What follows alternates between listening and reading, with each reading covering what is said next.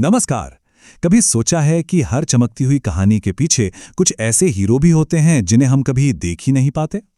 आज हम मंगलेश डबराल की एक बहुत ही खूबसूरत कविता संगतकार को समझने की कोशिश करेंगे। ये उन गुमनाम नायकों की कहानी है जो हमेशा पर्दे के पीछे रहते हैं, पर जिनके बिना सच कहूं तो कोई कहानी पूरी ही नहीं होती। देखिए, ये तो हम सब जानते हैं, है ना। हर कहानी का एक हीरो होता है, एक मेन चेहरा, एक स्टार, जिसकी कामयाबी के चर्चे हर तरफ होते हैं। पर एक मिनट, जरा सोचिए, क्या ये कामयाबी सच में सिर्फ एक ही इंसान की होती है, या उस सारी चमक दमक के पीछे कोई और भी है जो चुपचाप खड़ा है? बस यही सवाल इस कविता की जान है। तो कहानी की शुरुआत होती है एक स्टेज से, जहां सारी लाइटें, सबकी नजरें सिर्फ एक ही कलाकार पर हैं, जो हमारा मुख्य गायक है।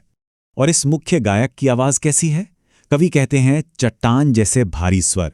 मतलब एक ऐसी दमदार आवाज जिसमें पूरा कॉन्फिडेंस है, पावर है, एक ऐसी आवाज जो पूरे माहौल पर छा जाती है। लेकिन अब आती है सबसे दिलचस्प बात। उस दमदार आवाज के साथ साथ एक और आवाज भी सुनाई देती है, बहुत सुंदर, कोमल और थोड़ी सी कांपती हुई। और जानते हैं ये आवाज किसकी है? ये है संगतकार की। तो आखिर ये संगतकार है कौन? संगतकार मतलब वो साथी, वो अकम्पनिस्ट जो मुख्य गायक की आवाज को और खूबसूरत बनाने के लिए अपनी आवाज उसमें मिलाता है, वो जो हमेशा सपोर्ट में खड़ा रहता है। कवि भी सोचते हैं कि भाई ये कौन हो सकता है?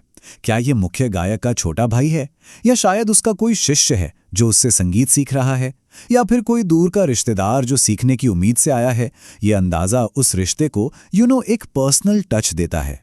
तो ठीक है, ये तो समझ आ गया कि संगतकार कौन है, पर सवाल ये है कि उसका रोल कितना जरूरी है। उसका ये जो ना दिखने वाला योगदान है, वो कितना कीमती है। चलिए देखते हैं। देखिए, संगतकार का काम सिर्फ साथ में गाना नहीं है, बिल्कुल नहीं।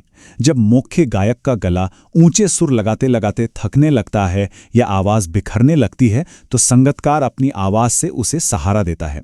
और जब गायक मुश्किल तानों के जटिल जंगल में कहीं खो सा जाता है, तब संगतकार ही गाने की मेन लाइन यानी स्थाई को पकड़ कर रखता है, ताकि गायक वापस ट्रैक पर आ सके। वाह, क्या कमाल की लाइन है ये उनकी भूमिका को इतने शानदार तरीके से बताती है।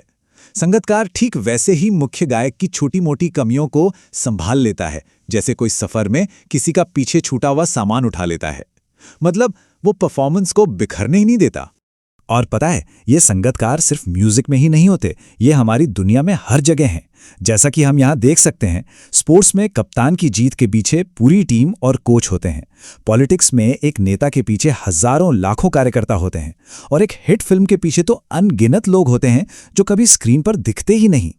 ये सब देखकर एक बहुत बड़ा सवाल मन में आता है, अगर संगतकार इतना टैलेंटेड है तो वो हमेशा पर्दे के पीछे ही क्यों रहता है? वो खुद मेन सिंगर क्यों नहीं बन जाता? और इसका जवाब कविता के सबसे गहरे और खूबसूरत मैसेज में छिपा है। कवि कहते हैं कि संगतकार का पीछे रहना उसकी नाकामी या फेलियर नहीं है, बल्कि उसकी मनुष्यता है। ये उसका चुनाव है, उसकी कोई मजबूरी नहीं। मतलब जो चीज़ हमें एक नज़र में शायद उसकी कमी लगे, वो असल में उसकी सबसे बड़ी ताकत है। ये एक सोचा समझा त्याग है। वो जानबूझकर अपनी आवाज़ को मुख्य गायक की आवाज़ से ऊंचा नहीं जाने देता, ताकि परफॉर्मेंस की खूबसूरती बनी रहे। ये कला के प्रति उसका सम्मान है, और सच कहूं तो यही उसकी महानता है। तो चलिए अब इस खूबसूरत सोच को संगीत के स्टेज से उतारकर अपनी अपनी जिंदगियों में देखते हैं। एक पल के लिए सोचिए, हमारी अपनी जिंदगी की कहानी में संगतकार की भूमिका कौन निभा रहा है? कौन है वो लोग जो हमारी सफलता के लिए चुपचाप काम करते हैं? वो हमारे दोस्त हो सकते हैं, परिवार वाले, हमारे टीचर्स, या हमारे साथ काम करने वाले लोग। आखिर में बस इतना याद रखिए कि कोई भी सफलता अकेले हासिल नहीं होती। ये हमेशा एक खूबसूरत सिम्फनी की तरह होती है, जिसमें बहुत सारे सुर मिले होते हैं, और उस सिम्फनी में हर एक सुर की अपनी कीमत होती है, चाहे वो कितना भी धीमा क्यों ना हो।